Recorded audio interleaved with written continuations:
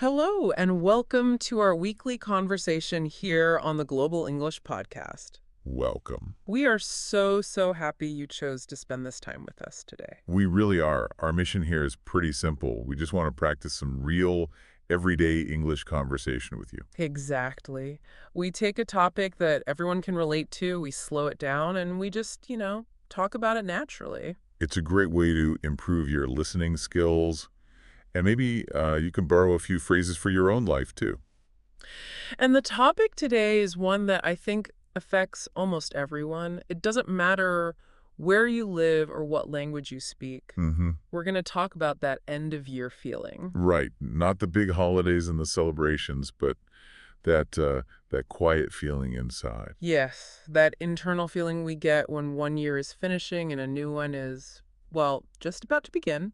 It's a reflective time, for sure, Hmm. but it can also be a time that brings what we call year pressure. Year pressure, yeah, I know that feeling. Suddenly you feel this pressure, from the world and also from yourself to answer these huge questions. Like, what do I have to change? Did I do enough this year?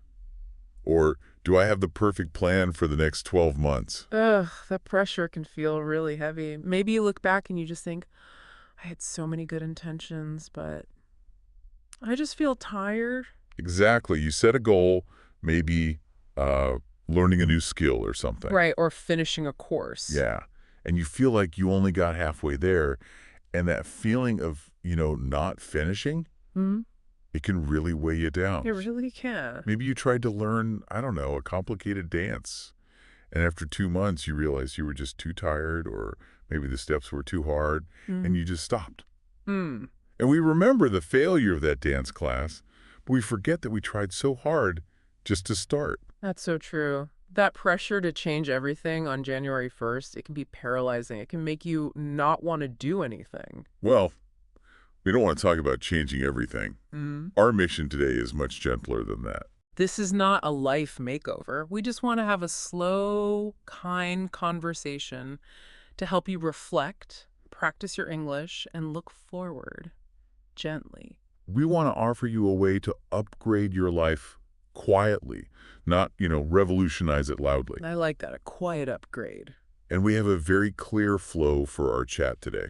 First, we're going to look back at the year that's ending. We'll check in on how it truly felt. Not just what you did, but how it felt. Exactly. Second, we'll look forward using a really simple practical framework called Stop, Keep, Start. It helps you plan without feeling overwhelmed. And then, because this is a language show, we'll finish with our special segment. We call it the word tour.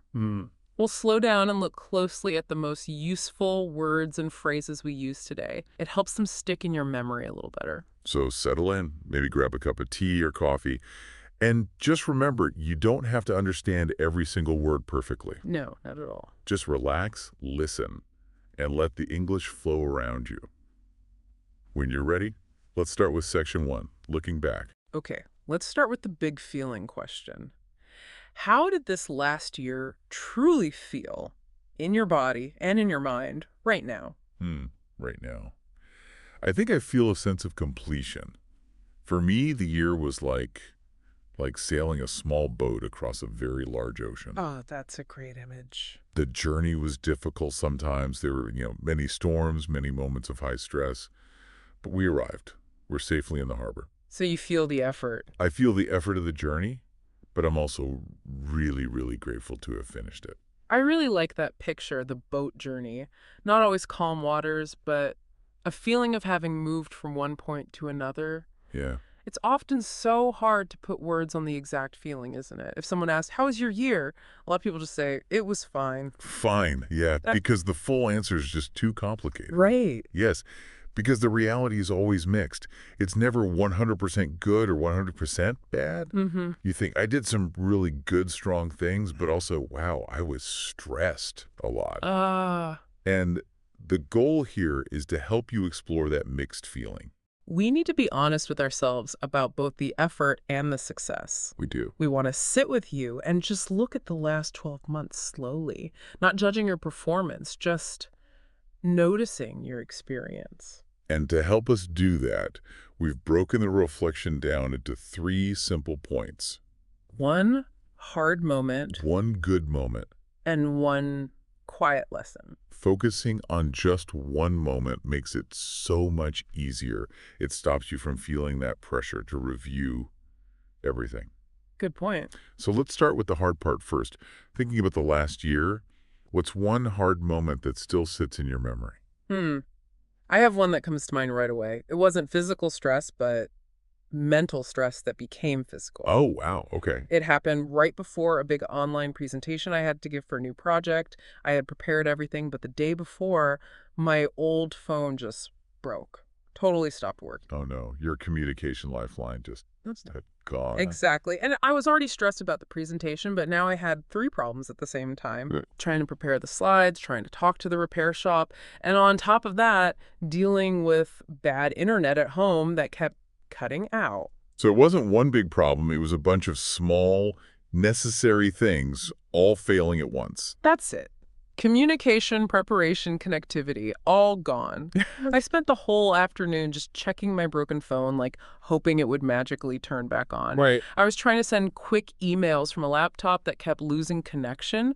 I was just running around mentally and physically trying to manage four things that were all urgent. I felt completely overwhelmed. That is such a key word for us today, overwhelmed.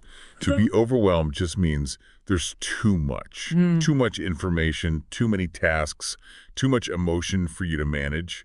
Your worries, your to-do list, your tiredness. Yeah. It all comes together. And your brain feels so full, it just can't process anything else. You don't know where to start. Exactly. And the result was terrible. I started doing low priority tasks like, organizing my desk just to feel like I was doing something. I do that too. I ended up losing almost 4 hours, achieving nothing important, and just feeling so heavy and defeated.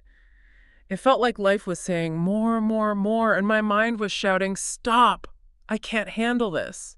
And that inability to process, that's why we feel so stuck when we're overwhelmed. It's the difference between feeling busy and feeling buried.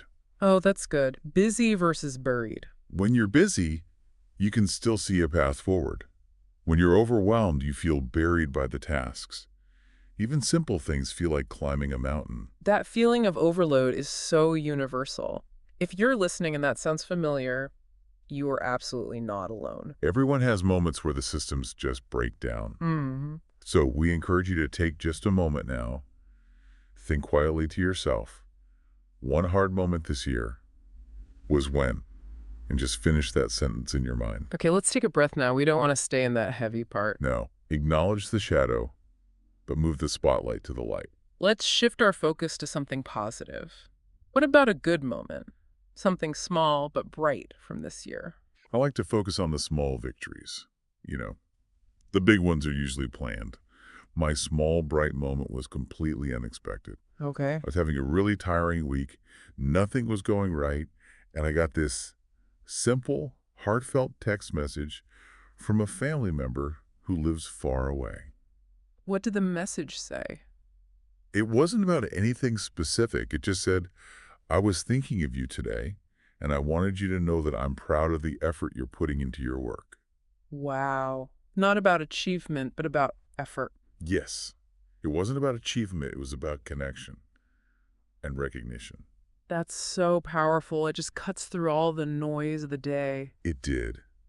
It reminded me that even when the work feels hard, my support network is still there. It made me feel incredibly safe and deeply grateful in that moment. I love that. And it connects so perfectly to those small successes in language learning. Oh, yeah. Maybe your good moment was the first time you ordered a coffee in English and the barista understood you perfectly. Without asking you to repeat yourself. Yes. Or maybe it was watching a movie and understanding a new phrase without the subtitles. The power of small successes is that they feel quiet, but they leave this deep mark of confidence. They tell your brain, you are making progress. Even if you can't see it every single day. Exactly. So allow yourself to remember it for a second. One good moment this year was when, and just finish that thought in your mind. It's okay to smile about it. These small moments are the fuel. They keep the whole journey moving. They really do. So now we have the hard moment, that feeling of being overwhelmed when the phone broke. And we have the good moment, feeling safe and grateful from that text message. And when you put those two moments together, the hard and the good, there's usually a small lesson hiding in between them. A lesson that life taught you, not from a book, but from your own experience. Yeah. We call this the quiet lesson. So thinking about your hard moment with all those technical failures versus the simple connection in your good moment, Mm. what did this year quietly teach you? Mm. My lesson was I must choose what to spend my time on.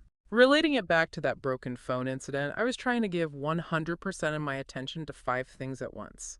I realized if I say yes to every small task, I lose my inner peace. And you lose your ability to succeed at the one big thing that really matters. That's it. It's about the economy of attention. If you divide your attention into 5 small pieces, you feel scattered and exhausted. We call that feeling frantic. Yes, frantic. But if you put 100% of your attention on one important task, you feel productive and grounded. My quiet lesson was that quality of focus is more important than quantity of tasks.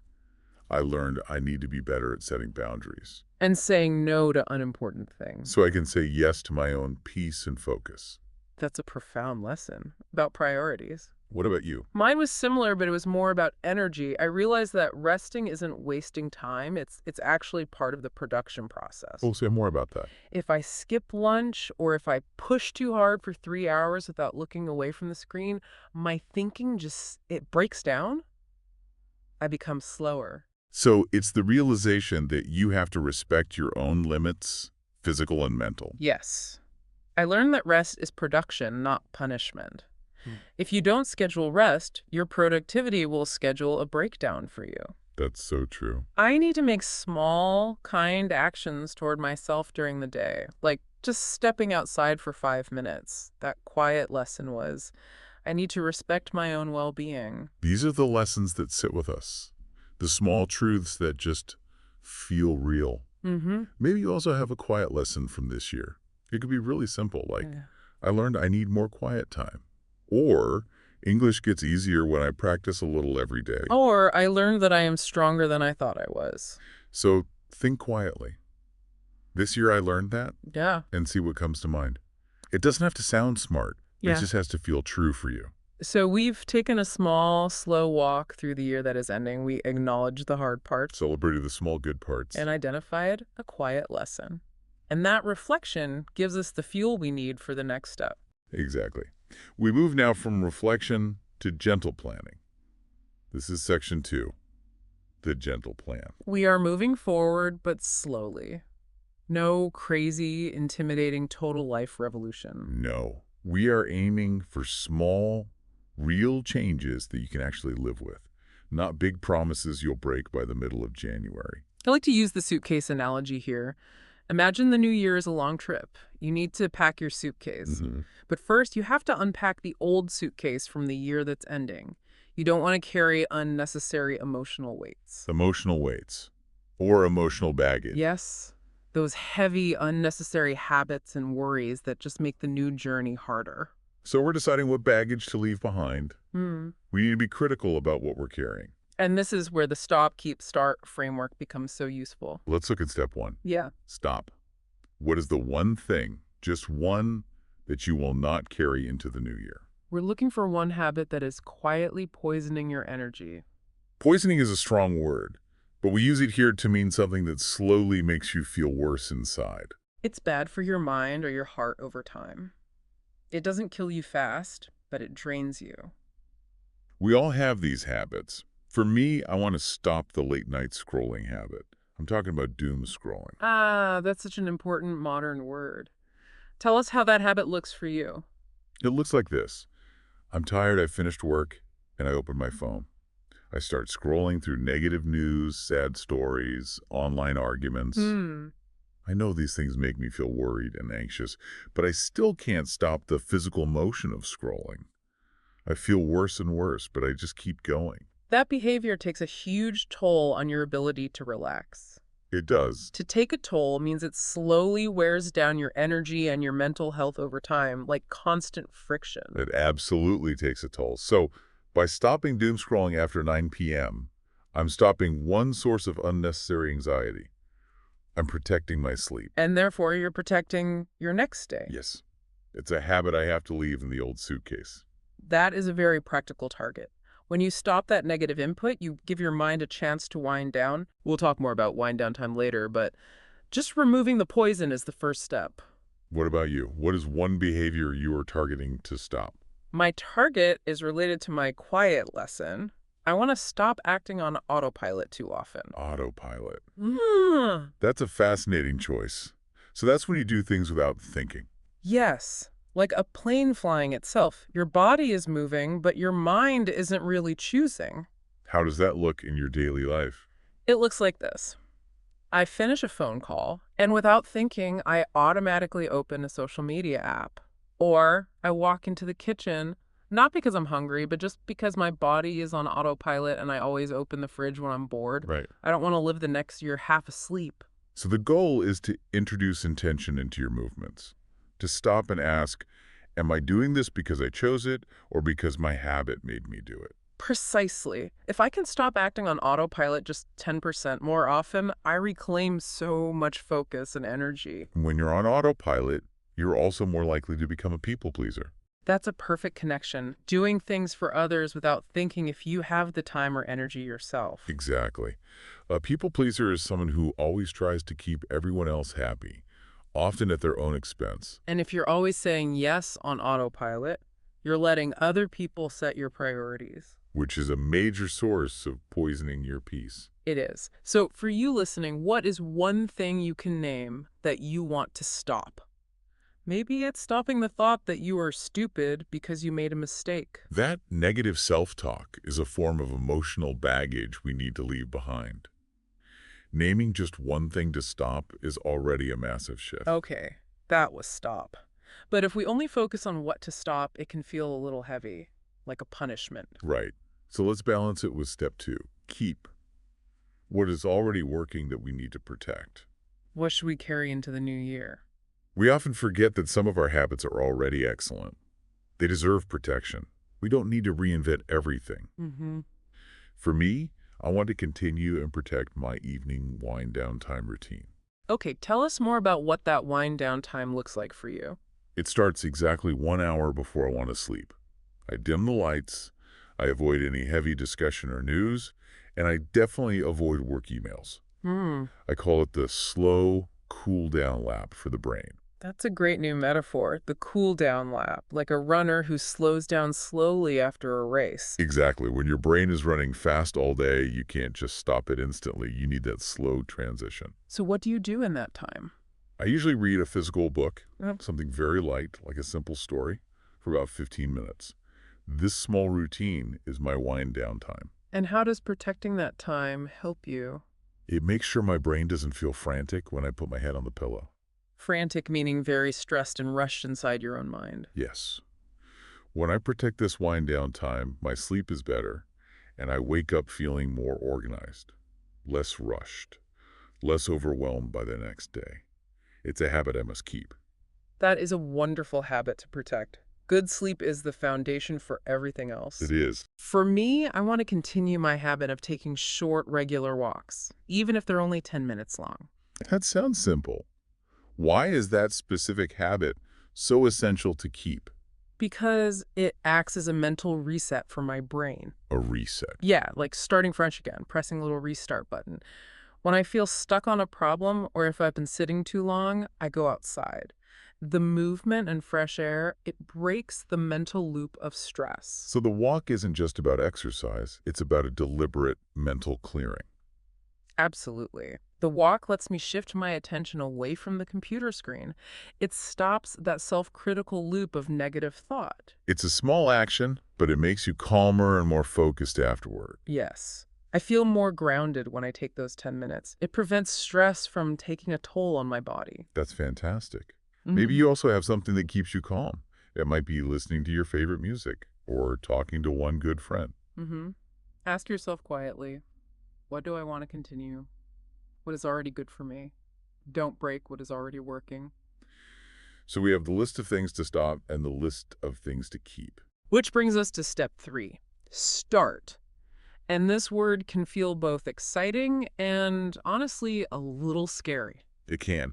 The problem with start is that people often make it too big, too dramatic, too intimidating. Intimidating, that's a great word for it. When something makes you feel too small or too scared about your ability to actually do it. Yes. People say, I will start waking up at 4 a.m., learn 3 languages, and run a marathon. And then by the end of the first week, they're exhausted and feel like a failure. And when the goal is too big, you immediately start to negotiate with yourself, Yes, you find yourself negotiating with the alarm clock every morning. trying to discuss an agreement. Okay, 10 more minutes of sleep, and then I promise I'll be good. But you're negotiating your way out of success. Right.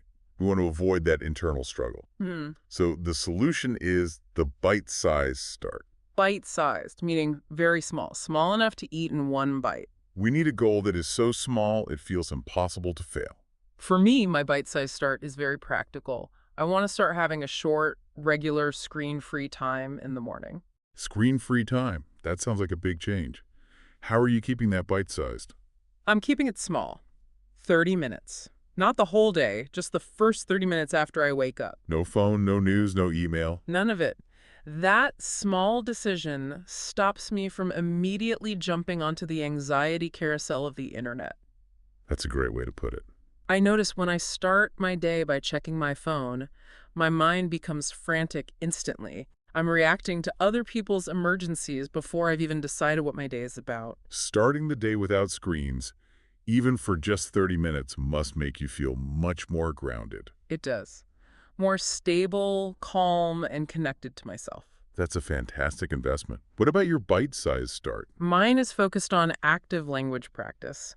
I want to start sending one voice note in English every week to a friend who is also learning. Just one voice note per week. That is definitely bite-sized. Precisely. If I say, I must write an English essay every day, that quickly becomes intimidating. But one voice note, that's 60 seconds of speaking. It's simple, active practice that keeps the language alive. Exactly. It makes sure that I use my English and don't just consume it. That's perfect. And maybe you, the listener, have a little idea like that, something you've been putting off. Maybe you want to start reading one short article every Sunday, or start saying no sometimes. Or maybe spend 5 minutes reviewing new English vocabulary every day before dinner. It doesn't have to sound impressive. It just has to feel possible for you. Something your future self will be quietly grateful for. So if we look at this whole gentle plan together, it's very simple. One thing to stop. Stop something that is poisoning your energy. One thing to keep something that already brings you calm and acts as a reset. And one bite-sized thing to start that won't feel intimidating. And all of this reflecting and planning, we did it in English. You're not only making a quiet upgrade to your routine. You're also actively training your language skills while you listen. In a moment, we're going to move into our final section, the word tour. We're going to slow down and look closely at these words and phrases to help them stick in your mind. But before we do, just take one quiet breath. Notice if any stop, keep, or start idea is gently sitting with you. You don't have to fix your whole life today. You just have to show up for yourself a little bit, and you already did that by listening this far. Okay, let's move into our final segment. Section 4, the word tour. We'll slow down now and look at the most useful vocabulary from our conversation. We've used 14 powerful terms today, so let's review them for a deeper understanding. We'll focus on context and how to use them. Let's start with that big feeling word from the beginning, overwhelmed. Right. We used overwhelmed when we were talking about having too many things at once. Too many tasks, too many messages, too many worries. It's when your brain feels too full and you don't know where to begin. Exactly. A good way to use it is with, by, or with. For example, the manager was overwhelmed by the number of emails. Or, I feel overwhelmed with schoolwork. Perfect. Okay, next up is that modern phrase, doom scrolling. This one is so common now. It is. It's a mix of two words. Doom, which means disaster, and scrolling. It's specifically for the habit of reading negative news on your phone, even when it makes you feel anxious or sad. You know it's bad for you, but you can't stop. Right. So you could say, I stopped doom scrolling before bed because it made me anxious. Good example. That brings us to autopilot. We talked about acting on autopilot, doing things without thinking, like a machine flying itself. When your routine is so strong, you stop making conscious choices. Yes, we usually use the phrase on autopilot. For example, she drove to work on autopilot. She barely remembered the journey. And the goal is to get off autopilot. Exactly. Mm. Okay, next, let's review emotional baggage. The heavy suitcase. Yes, that image of a heavy suitcase. It means old feelings, pain, or fear that you still carry with you from the past. And these weights make new beginnings harder. For sure. You could say something like, she needed to deal with her emotional baggage before starting a new team project. And what about the phrase for how stress hurts us slowly? Take a toll. When something takes a toll on you, it means it slowly hurts your energy or your health over time. It's a gradual wearing down. Not a sudden break. Right. We often use this with words like health or energy. For example, working 3 jobs started to take a toll on his physical health. Okay. Next up, the personality description. People pleaser. A people pleaser is someone who always tries to keep everyone else happy. They agree to everything, often at the expense of their own well-being. Because they're afraid of disappointing others. Exactly. So you might say, she realized she needed to set boundaries because being a people pleaser made her exhausted. I know that feeling. Okay, let's review the phrase about relaxing. Wind down time. Wind down time is that period you use to slowly relax after a busy or stressful day. It's the transition from high activity to deep rest. Like turning the volume down slowly on your mind. That's a perfect way to put it. You can use it as a noun, like, I need my wind down time. Or as a verb, I wind down by reading. Mm-hmm. And that simple but powerful word, reset. To reset means to start fresh again, to clear your mind and begin again with new energy. It's like pressing a restart button for your brain. We often use it with mind or focus. So you could say, stepping outside helped me reset my focus. Perfect. And I love this next one. Bite-sized. Yes. Bite-sized means very small, easy to manage, and simple to repeat. It's the opposite of intimidating. Right. You can use this when you talk about tasks or habits. Like, instead of studying for 2 hours, she broke it into bite-sized chunks of 15 minutes. Next, let's talk about that feeling of being frantic. Frantic. This means very stressed, rushed, and running inside your own mind. It feels like you're in a panic. And your brain is just jumping everywhere. Yes, you could say, I had a frantic morning trying to catch the early train. Okay, and the word for when goals feel too big? Intimidating. Intimidating is when something makes you feel small, scared, or nervous about your ability to succeed. The size of the task makes you afraid to even start. Exactly.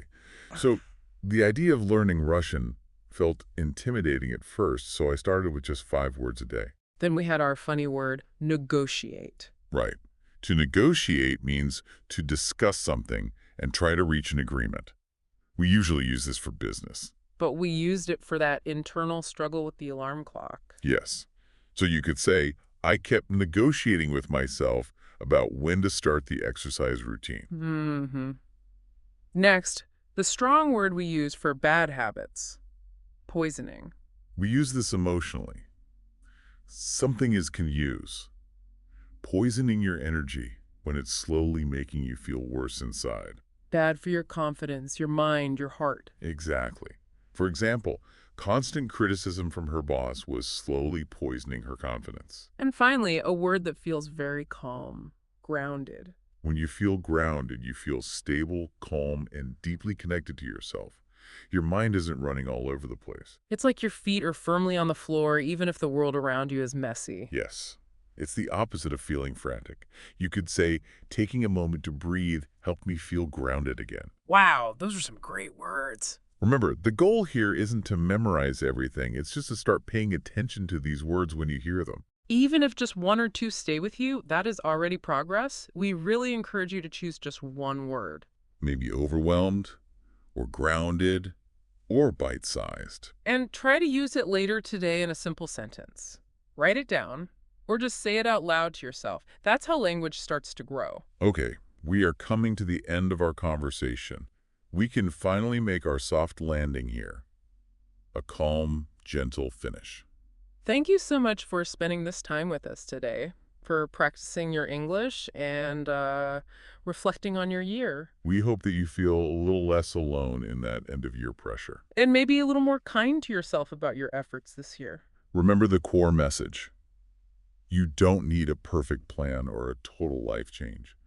Focus on that simple, gentle structure. Stop one thing that drains your energy. Keep one thing that already brings you calm.